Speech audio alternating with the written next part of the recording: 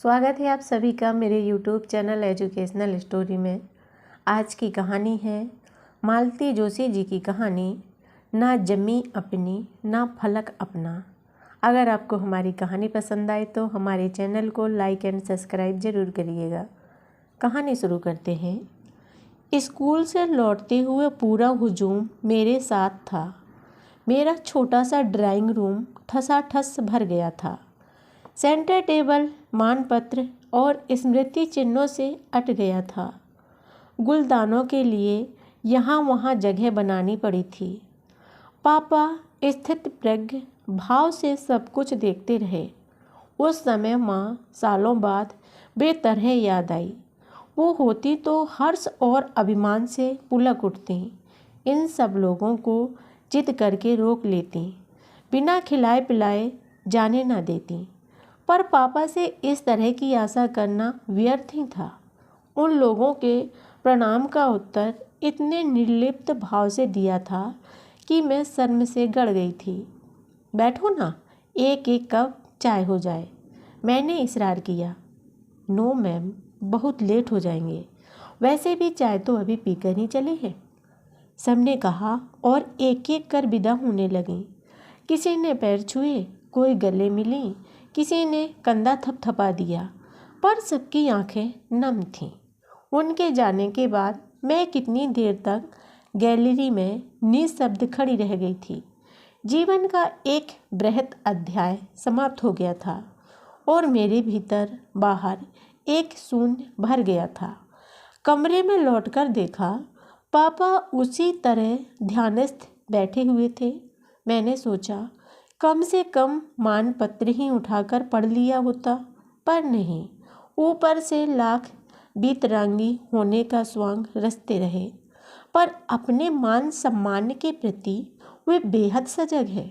मैंने मानपत्र सम्मान उठाकर उनके हाथ में दिया, तभी उन्होंने पढ़ने की जहमत उठाई।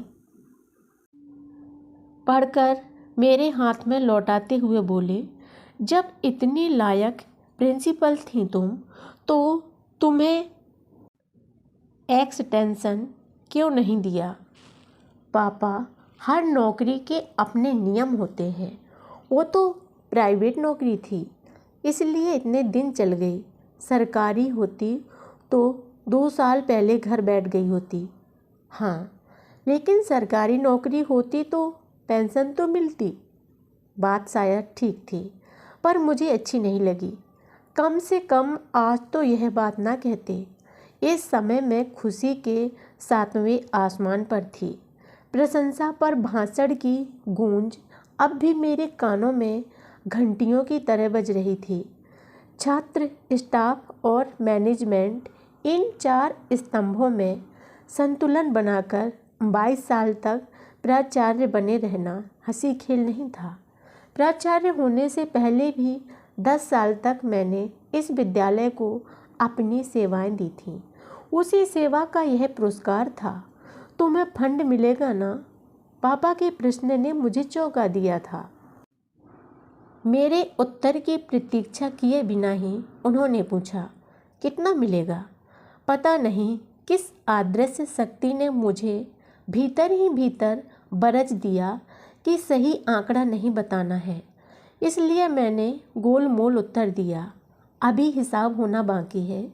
आपके दोनों तीनों ऑपरेशन के समय लोन लिया था। ऊपर के ये 2 कमरे बनवाए थे, तब भी लोन लिया था।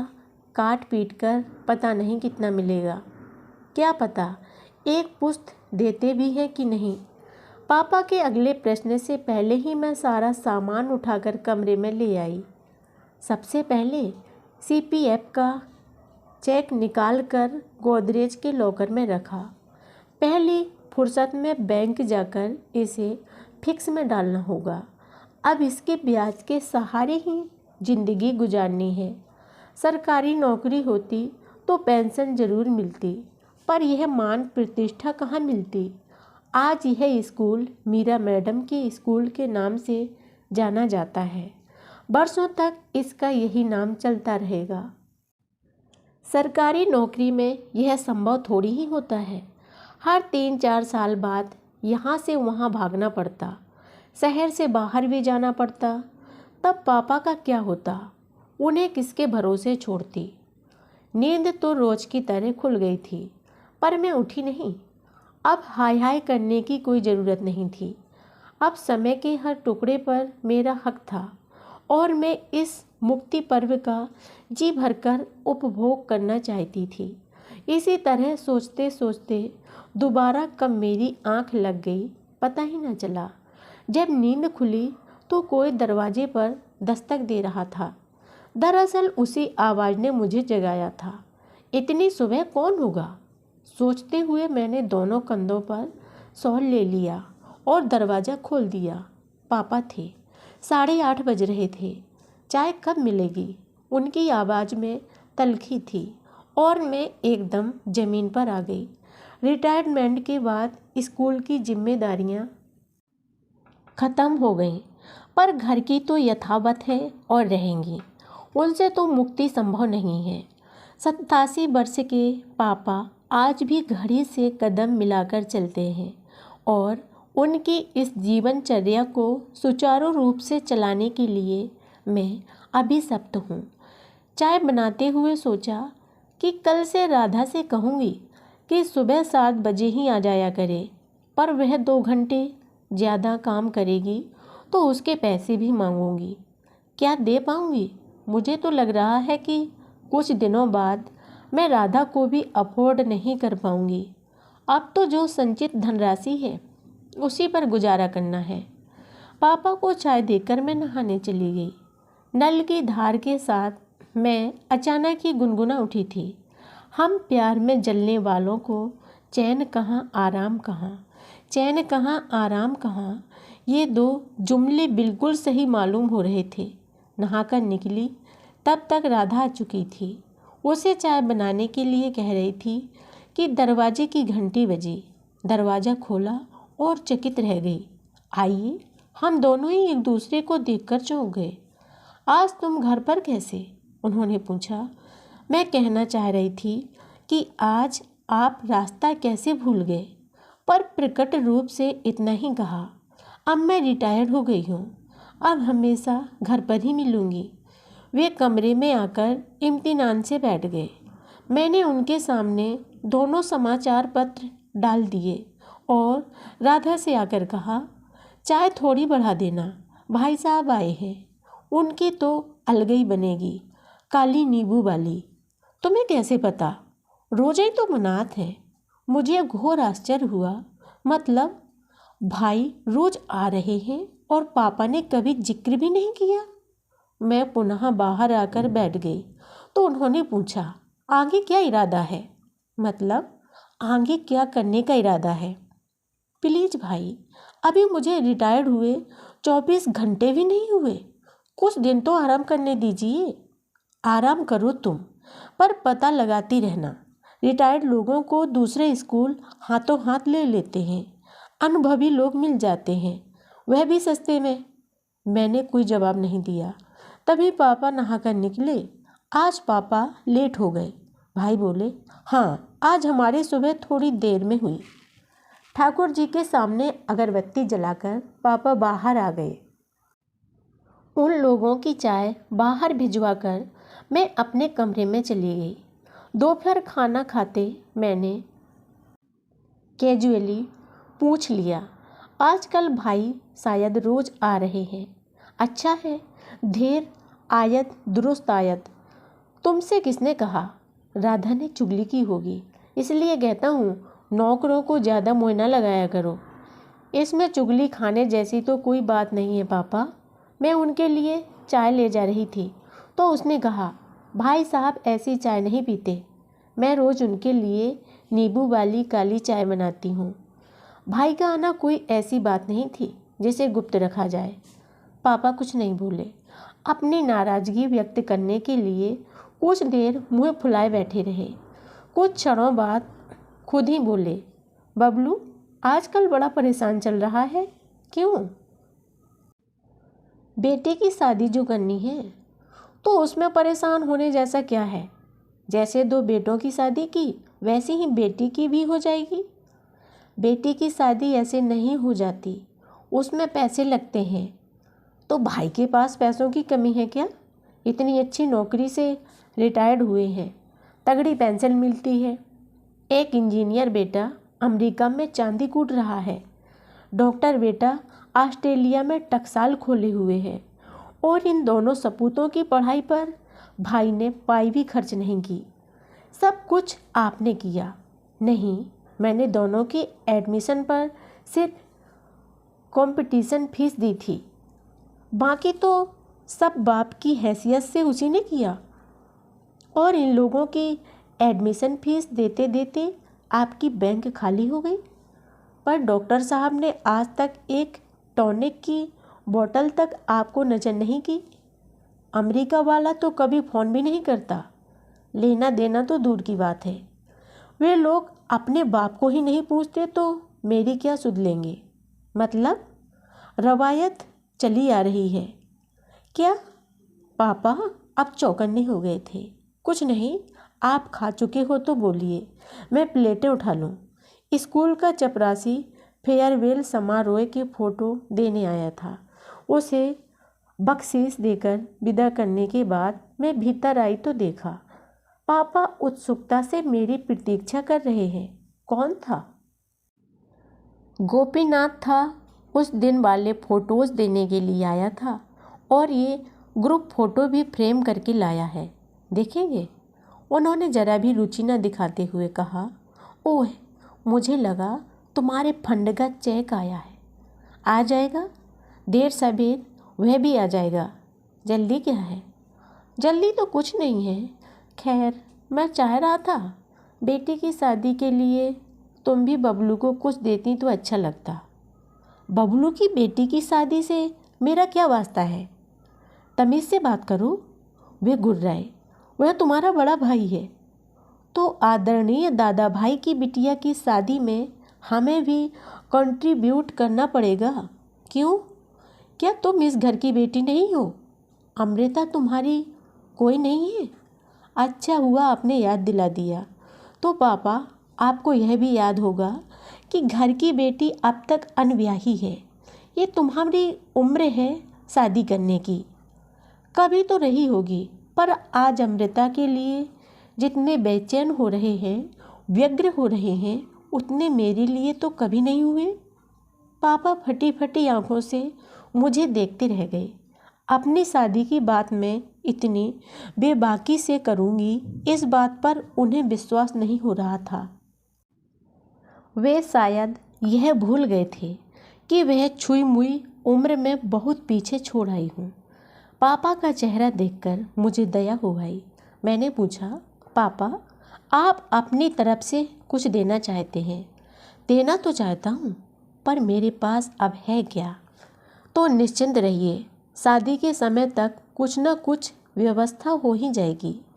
पर जो भी देना हो अपने हाथ से दीजिए। मेरे कंधे पर बंदूक रखकर चलाने की ज़रूरत नहीं है। पापा का चेहरा एकदम तनाव मुक्त हो गया। जो बात वे कह नहीं पा रहे थे वह मैंने कह दी थी। इन दिनों में अपरिचित लोगों की आवाजाही एकदम बढ़ गई थी।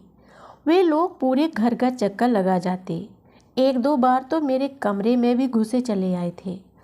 नॉक करने की भी जहमत नहीं उठाई थी। एक दिन तो मैं झल्ला ही गई थी। पापा, कौन लोग हैं ये? इन्हें जरा सी भी तमीज़ नहीं है। उत्तर में पापा ने शांत भाव से कहा था, बेबी, मैं यह घर बेचने की सोच रहा हूँ। घर बेच देंगे? फिर रहेंगे कहाँ?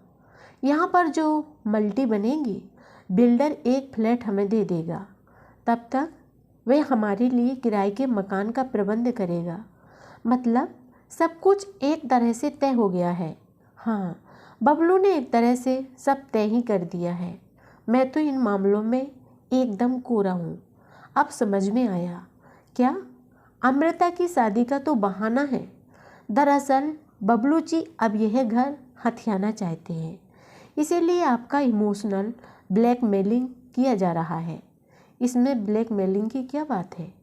क्या उसका इस घर पर हक नहीं है? बिल्कुल हक है, पर कुछ दिन रुक तो सकते थे। जीते जी आपको इस घर से निकालने की क्या ज़रूरत थी? वह चाहता है मैं कुछ दिन अच्छे घर में बिताऊं, तो अपने आलीशान बंगले में ले जाए ना। मेरे ख्याल से गृह प्रवेश के बाद आपने उस घर में कदम भी ना रखा होगा। पापा चुप रहे। इस उम्र में फ्लैट में गुजारा कर पाएंगे आप? आपका दम नहीं घुटेगा? पापा चुप बने रहे। दरअसल बात क्या है जानते हैं? उन्हें डर है कि बाद में पूरे घर में ही कब्जा ना कर लूं, इसलिए दूरंदेशी दिखा रहे हैं। उनसे कह दीजिएगा अपना हक तो मैं वैसे भी नहीं छोड़ूंगी, मुझे भी एक फ्लैट चाहिए अलग से, नहीं तो मैं डील साइन नहीं करूंगी। और मेरी साइन के बिना अगर आपने काम शुरू कर दिया तो मैं स्टे ले लगा दूंगी। तुम आजकल बहुत बोलने लगी हो। क्या करूं, मेरी ओर से बोलने वाला कोई नहीं है ना, इसलिए अपनी पैरवी खुद ही करनी पड़ रही है। 2-4 दिन बाद भाई से सामना हुआ तो उन्होंने छूटते ही पूछा, पापा बता रहे थे कि तुम्हें अलग से एक फ्लैट चाहिए? जी हाँ, आपने ठीक सुना है। अलग फ्लैट का क्या करोगी? भाई, लोग फ्लैट क्या करते हैं, रहते हैं या किराए पर उठा देते हैं। मैं भी वही करूँगी। पर तुम तो पापा के साथ रहोगी ना, तो अपने वाला किराए से उठा दूँगी। आखिर कुछ खर्चे पानी के लिए भी तो चाहिए। मुझे कोई आपकी तरह तगड़ी पेंशन थोड़ी ही मिलती है। पापा की तो पेंशन आती है। कितनी है जानते हैं? बाबा आदम के ज़माने की पेंशन है।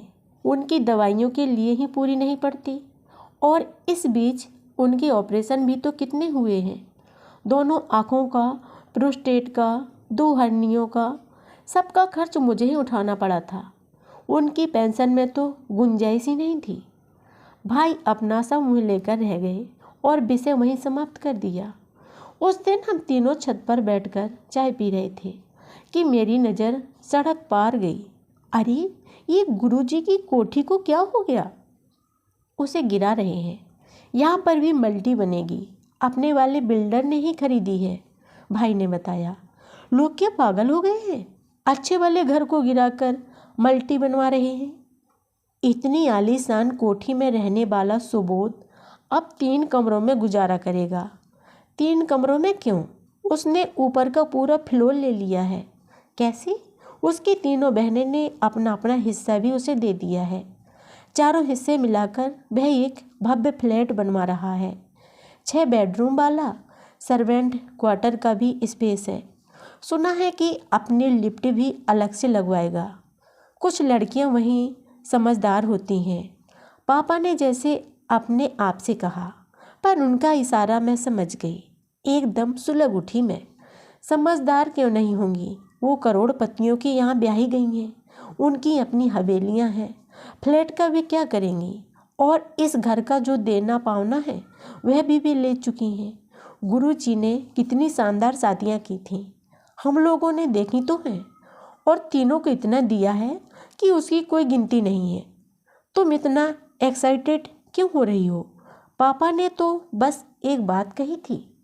भाई बोले, मैं भी तो एक बात ही कह रही हूँ भाई। आप लोगों ने अगर मेरी शादी कर दी होती, चाहे साधारण घर में ही की होती, तो मैं आपके इस खंडहर नुमा घर की ओर झांकती भी नहीं, अपने घर परिवार को लेकर मग्न रहती।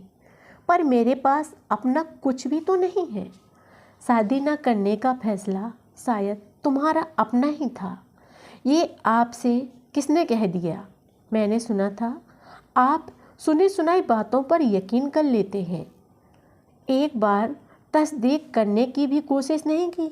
मैंने सुना था माँ ने तुमसे वचन ले लिया है कि तुम शादी नहीं करोगी।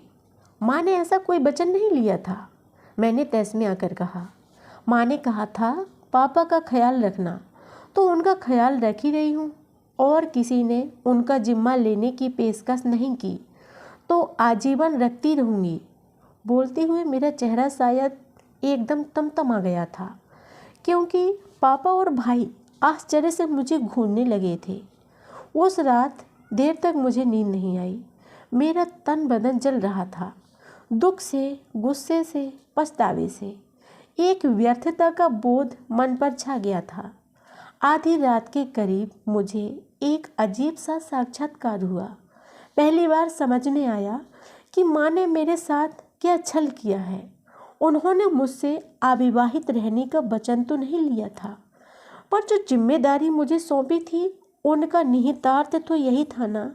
उन्होंने यही चाहा था कि मैं हमेशा यहीं बनी रहूं और पापा को देखती रहूं, क्योंकि बेटे बहू से तो उनका मोह भंग बहुत जल्दी हो गया था। और इसी बेटे की शादी के लिए माँ कितनी आतुर हो उठी थी। वे जल्दी से जल्दी बहू का मुँह देखना चाहती थी, पोते को गोद में खिलाना चाहती थी। उनकी बीमारी को देखकर उनकी इच्छा का मान रखना जरूरी हो गया। आनन फानन भाई की शादी कर दी गई। उसके बाद माँ 8 साल और जिंदा रही, पर बहू ने 4 महीने बाद ही बगावत कर दी। ऐलान कर दिया कि मैं इस घर में नर्स बनने के लिए नहीं आई हूँ, और साल बीतते अलग गृहस्थी बसा ली थी। माँ बहू का चेहरा देखने को तरस गई। इसी तरह माँ को पोते को खिलाने की चाय भी अधूरी रह गई। यथा समय पोता हुआ, बल्कि 4 साल में 2 पोते हुए, पर उन्हें बीमार दादी की गोद में देने का सवाल ही नहीं था। भाई ने बस दूर से दिखा दिया। वे बच्चे के गाल भी थपथपा न सके। बच्चे को माँ ने फौरन वहाँ से हटा दिया। माँ ने उसी समय भविष्य देख लिया होगा, तभी तो पापा का भार मुझे सौंप गई। बाप बेटे दोनों को ही ये व्यवस्था बड़ी सुविधाजनक लगी होगी, इसलिए उन दोनों ने भी इस व्यवस्था में कभी दखल नहीं दिया। भाई अपने आप सारी जिम्मेदारियों से बरी हो गए थे, और पापा भी अपनी ओर घर की चिंताओं से मुक्त हो गए थे। और इन 2 पार्टों के बीच पिसते हुए मेरी आशाओं का, मेरी आस्थाओं का, मेरे अरमानों का कचूमन निकल गया था। आज पहली बार मुझे माँ पर आश्चर्य हो रहा था।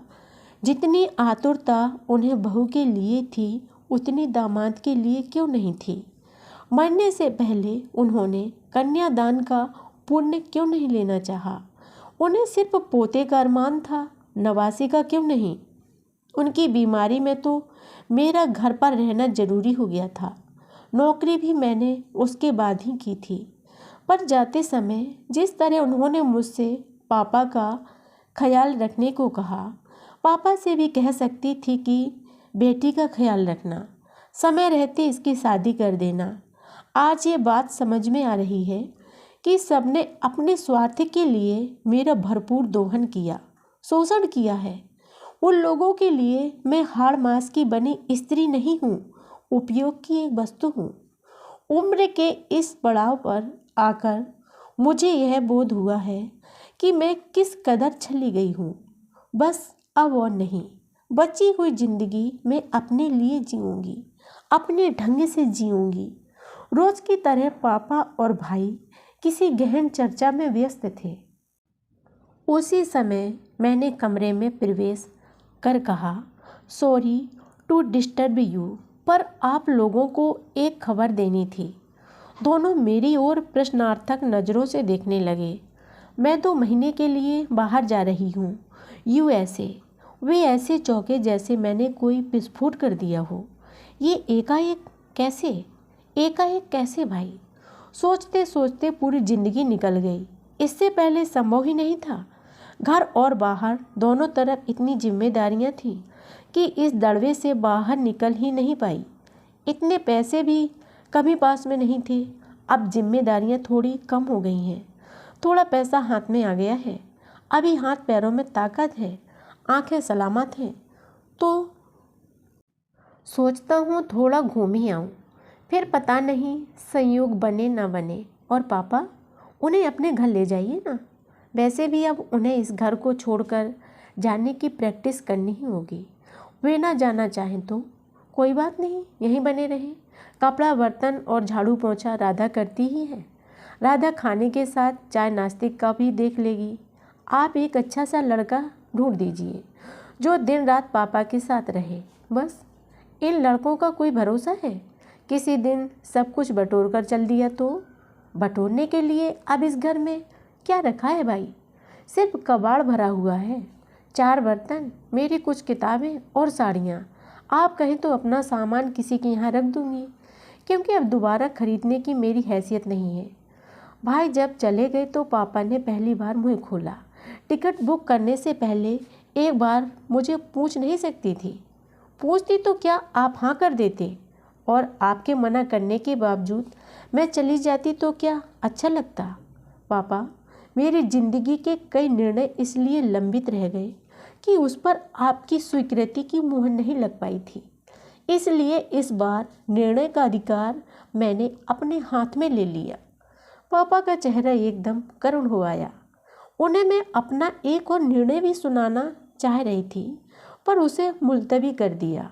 अब मैं अमेरिका से लौटकर ही उन्हें बताऊंगी कि उत्तराखंड के एक आदिवासी विद्यालय के प्राचार्य पद का नियुक्ति पत्र मेरे पास आ गया है। वहाँ मेरा जाना एकदम तय है। पापा के प्रति वचनबद्ध हूँ, इसलिए वे अगर साथ आना चाहेंगे तो मुझे खुशी होगी। अगर वे यहीं रहना चाहेंगे तब भी खर्च की पूरी जिम्मेदारी मेरी होगी। बस भाई देखभाल का जिम्मा ले ले। जिंदगी भर पापा के लिए कुछ नहीं किया, अब कम से कम इतना तो करें। बुढ़ापे की दहलीज पर वे भी खड़े हैं। दोबारा नौकरी का जरा भी मन नहीं था। सालों साल काम करने के बाद यह अवकाश मिला था और मैं वे अवकाश के क्षण, ये रिटायरमेंट खूब एंजॉय करना चाहती थी। पास में जो कुछ जमा पूंजी थी उसके सहारे ज़िंदगी गुजार देती मैं। पर आदमी केवल पैसों पर नहीं जीता, उसे प्यार भी चाहिए। अपने आसपास के निष्प्रेम वातावरण से 4 महीने में ही हाँफ उठी थी मैं। वातावरण तो शायद हमेशा से ऐसा था, तब सोचने की फुर्सत नहीं थी। अब जब फुर्सत ही फुर्सत है तो कई बातें बहुत चुभने लगी हैं। इसीलिए यहाँ से दूर जाना चाहती हूँ। अपने को फिर से काम में झोंक देना चाहती हूँ। अपनी सारी ऊर्जा नए वातावरण को आत्मसात करने में खर्च कर दूंगी। बदले में मुझे और कुछ नहीं तो कम से कम छात्राओं का प्रेम तो मिलेगा। उस पूंजी के सहारे बची हुई जिंदगी आराम से कट जाएगी।